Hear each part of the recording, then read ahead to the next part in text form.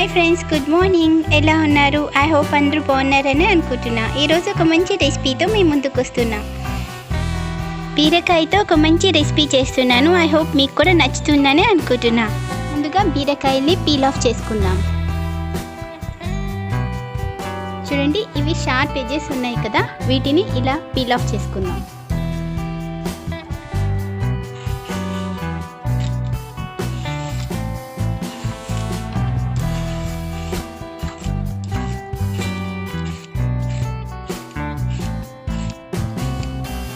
చూడండి, ఈ విధంగా పీల్ ఆఫ్ చేసుకుందాం షార్ప్ ఎడ్జెస్ అన్ని. ఓకేనా? చూడండి, ఇవి రౌండ్గా కట్ చేసుకుంటున్నాను. మీకు నచ్చిన షేప్లో మీరు కట్ చేసుకోండి. నేనైతే ఈ రెసిపీకి రౌండ్గానే కట్ చేద్దాం అనుకుంటున్నాను. ఓకేనా? ఇలా రౌండ్గా కట్ చేసుకుంటే ఇలా ఉంటుంది.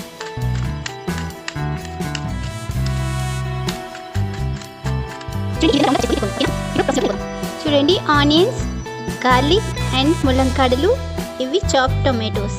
ఆనియన్స్ తక్కువగా ఎందుకు వేసుకున్నాను అంటే ఆల్రెడీ నేను పప్పులో ఆనియన్స్ వేసి బాయిల్ చేసుకున్నాను.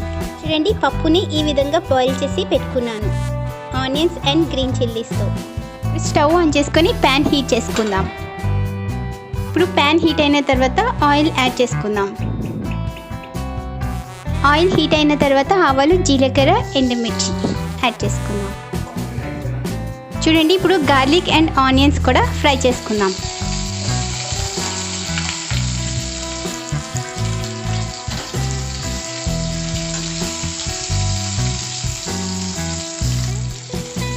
ఆనియన్స్ సాఫ్ట్గా అయ్యేంత వరకు ఫ్రై చేసుకుందాం.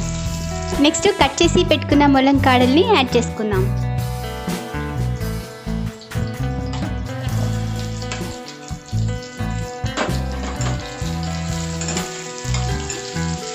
ములంకాడలు సాఫ్ట్గా కుక్ కావాలి అంటే త్వరగా ఈ సాల్ట్ యాడ్ చేసుకున్నాం అనుకోండి, ఫాస్ట్గా ములంకాడలు కుక్ అయిపోతాయి.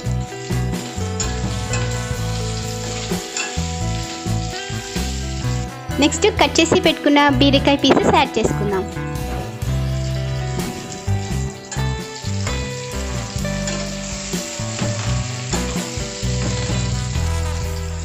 ఇవి ఎక్కువ సాఫ్ట్ అవ్వాల్సిన పని లేదు, బీరకాయలు ఆటోమేటిక్గా సాఫ్ట్ అయిపోతాయి. ఓకేనా? జస్ట్ నూనెలో ఇలా ఫ్రై అవుతే చాలు. ఆయిల్లో ఫ్రై చేయడం వల్ల కొద్దిగా టేస్ట్ ఎన్హాన్స్ అవుతుంది అన్నమాట. చూడండి, నెక్స్ట్ కట్ చేసి పెట్టుకున్న టొమాటో పీసెస్ యాడ్ చేసుకుందాం.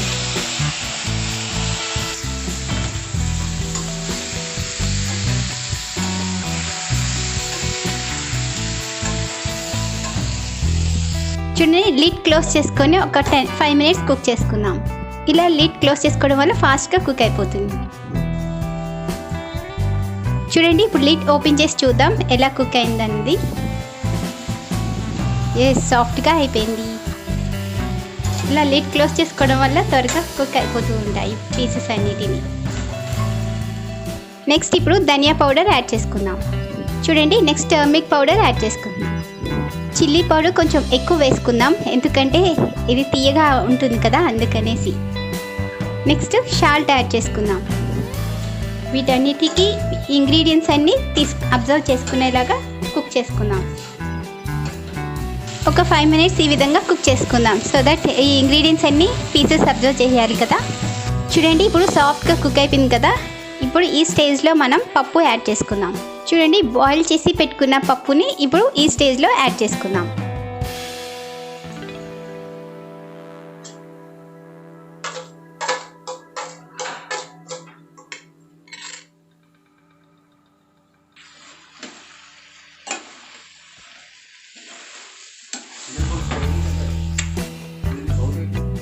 చూడండి, నెక్స్ట్ చింతపండు యాడ్ చేసుకుంటున్నాను. చాలా తక్కువ, ఎక్కువ పులుపు అయితే కాదు.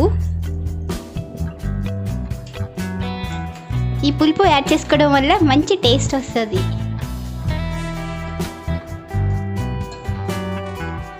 ఇలా ఒక 5 to 10 మినిట్స్ అయినా మీరు ఈ పులుపులో బాగా కుక్ చేసుకోవాలి.